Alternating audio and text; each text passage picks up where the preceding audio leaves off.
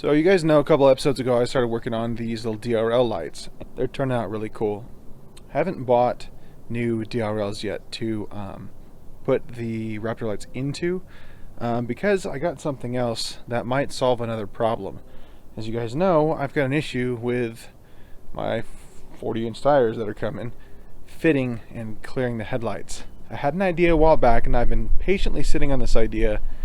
I thought about not telling you guys. But the more I thought about it, the more I wanted you guys to be a part of it, and I didn't want to hide anything from you guys, or I guess I just lost sight of the value that I thought I had about surprising everybody with what I've done. So let's go on the workbench and let's open up this box. There it is. Found these lights years ago and wanted them. I knew they were going to require a bunch of modification and hadn't really pulled the trigger. These are Holden, Colorado headlights. It's the Australian version of our trucks. What do you guys think? Oh, this is freaking cool. Dude, it even comes with light bulbs. That's awesome. These are the chrome version ones. They are a little bit different than the cutoff on them is a little bit different than what we're supposed to, because the trucks in Australia are right-hand drive, ours are left-hand. What I'm going to do is I'm going to take the projector and put it in the stock beam so that I have the proper cutoff for the left-hand drive trucks in America, so I'm DOT compliant. Well, I'm freaking stoked. So let's pull those stock headlights off and let's see just how much work it's going to take to make this fit.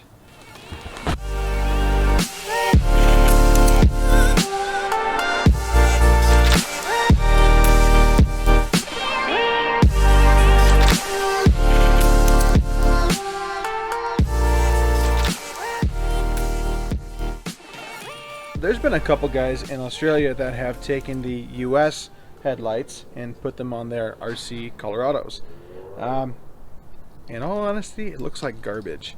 A couple of guys didn't quite fill them in right. They just kind of bolted them on, ran it, which is fine, but I want to make this look as factory as possible. As factory as I can possibly make a ill-fitting set of headlights from a different continent fit, if that makes any sense.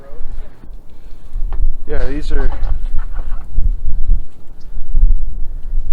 think these are gonna work. Obviously got to build a new grill assembly and redo this. I've got some stuff to work on this fitment here, but yeah, let me drill this out here. Let me see what room I can make.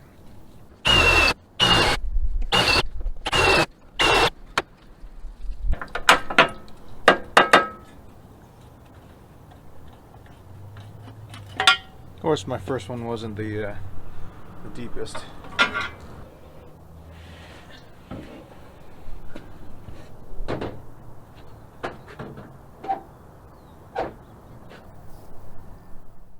Well, today's gonna be fun. We had a little touch of snow last night, and it's nice and cold and wet, and it's trying to snow right now. But I'm gonna get this block finished up, torn down, so I can get the crank off to the machine shop. And then we're going to work on the hot tank. Probably not today because I'm kind of inside working on some CAD files for some new stuff we're working on. But let me get the block torn down and at least make some progress on that and kind of close that chapter so I can start working on other projects.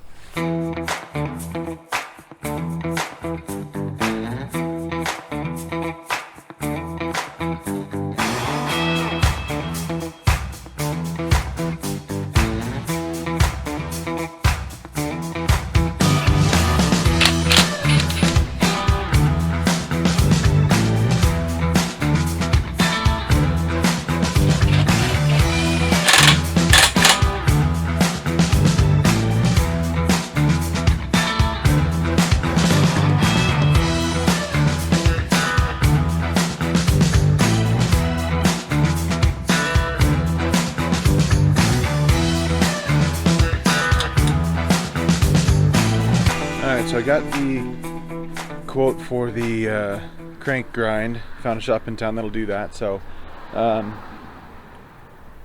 probably drop that off today. What I'm going to do now is I'm going to take this 55-gallon drum that I picked up, clean it out, because it's got silico seal. It's a adhesion retardant for tilt-up buildings. So they spray it down and then pour the concrete and then tilt the walls up. So want to make sure that I clean that out. And there's also a big old hole in the bottom, so I gotta kind of dent that back down flat and weld that all liquid tight. And I got a couple cinder blocks here. I've got a turkey fryer burner that's going to go into that with a propane tank I just filled up, and we will we'll boil some motor today.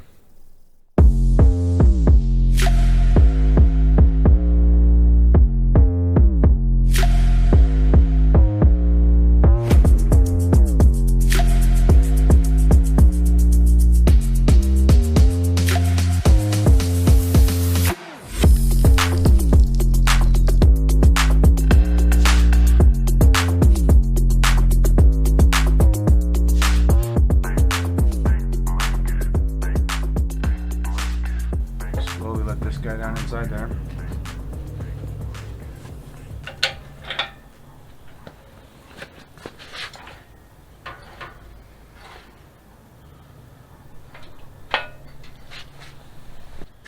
There's just enough room to set this guy down inside there.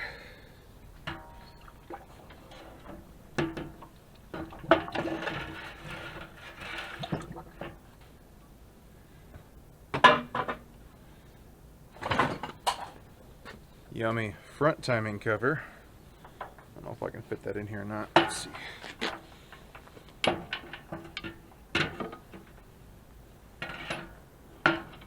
Ew, it's already working. That's nasty stuff. Ew. The motor is pretty much going underwater right now, and we already got a hose light going on top. And I'm gonna set the heater up now and leave it for a couple hours basically. The next day.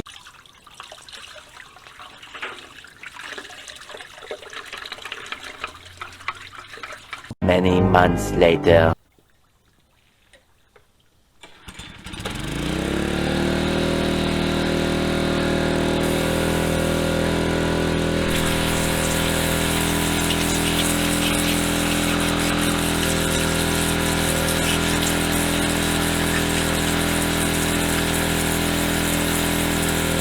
Well, that was fun. That actually came out a lot cleaner than I thought it would, given how it was looking when it came out of the tank initially. So pressure washer's kind of dead. Last I ran it, it wouldn't bypass me and let go of the trigger, and I think there was some water in the pump, and now it's spitting water in between the two halves of the pump. So probably time for a new pressure washer, but I think it got it pretty dang clean. Got the valve cover cleaned up pretty good. I just have some paint kind of stuck on it, and the block's pretty clean now, inside and out. So I'm going to take the blower, get this all cleaned off, and then snag some WD-40 and make sure this thing doesn't flash rust. The wet steel parts are in here, so like the sleeves and balance shafts and stuff like that. So I guess we'll do that right now.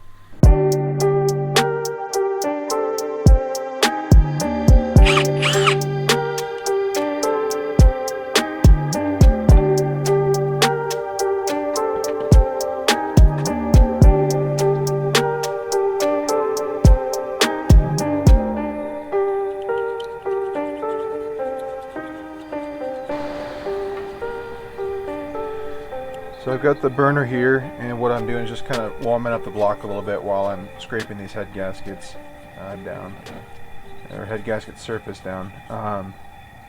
Just want to try to make sure that there's no residual moisture in the block, and that we're kind of getting everything ready to be put back together. I gotta drop the crank off to the shop, and hopefully that won't take too long. He said about, I think he said 4 weeks or 10 weeks, I forget. I think it was 4 to 6 weeks. So that's, you know, a month out on that guy at minimum.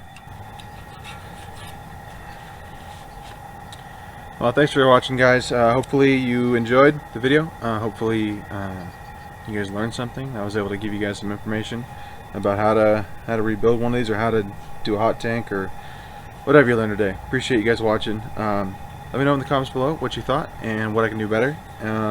Next week we're going to be working on the suspension. I got the new 1 1/4" Heims for the new third link, and we're going to get that all figured out and suspension moved, and get this axle located for good. So see you next time.